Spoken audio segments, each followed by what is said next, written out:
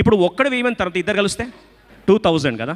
కానీ ఫార్ములా మారిపోతుంది, రెఫరెన్స్ మారుతుందంట. ద్వితీయోపదేశకాండము 32వ అధ్యాయం 30వ వచనం. ఒక్కసారి రెఫరెన్స్ మారితే ఈక్వేషన్స్ మారిపోయినట్ట. మళ్ళీ రెఫరెన్స్ మారింది, ఈక్వేషన్ మారిపోయింది.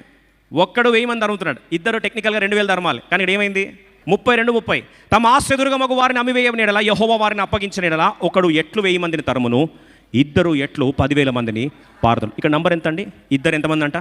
10,000. ఒక్కసారి దృశ్యం చూస్తాం. ఒక్కడు 1000 మంది తరుముతాడు,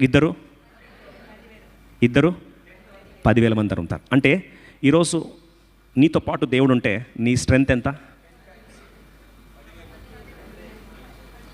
ఇంకా డౌటే కొంతమందికి.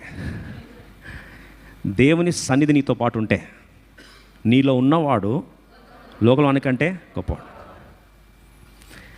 అదే నీతో పాటు ఇంకొకరు ఉన్నారనుకోండి, ఇద్దరు వ్యక్తులు ఉన్నారనుకోండి, ఇద్దరు కలిస్తే నీ స్ట్రెంగ్త్ ఎంత? 10,000. అందుకే దేవుడు ఎప్పుడు మినిమం నెంబర్ ఎప్పుడు కూడా 2 అని చెప్పాడు. ఇప్పుడు కుటుంబంలో ఎంతమంది ఉంటారు? ఇద్దరు ఉంటారు కదా మినిమం. పెళ్ళి అయితే భార్య భర్తలో ఇద్దరని ఉంటారు కదా కనీసం. ప్రభు అన్నాడు మినిమం నెంబర్ ఎంత పెట్టాడు? ఇద్దరు. భూమి మీద ఇద్దరు కలిసి ఏకీవిస్తే, భూమి మీద ఏది బంధిస్తే పరలోకంలో బంధిస్తా, భూమి మీద ఏది విడిపిస్తే. ఎంత పవర్ కదా, ఎంత శక్తి కదా. యేసు నామం పేరిట ఇద్దరు కలిశారంటే ఇంక అక్కడ న్యూక్లియర్ శక్తి కంటే బలమైన శక్తి అది. ఇద్దరు మోకరించి ప్రాణం చేశారంటే, ఇద్దరు కలిసి ప్రాణం చేస్తే భూమి తలకిందులు అవ్వాల్సిందే. అంత శక్తి. ఎన్నిసార్లు మనం ఈ సామర్థ్యాన్ని మర్చిపోతాం తెలుసా అండి? We always wait for numbers వస్తే అందరికి జోష్ వస్తుంది.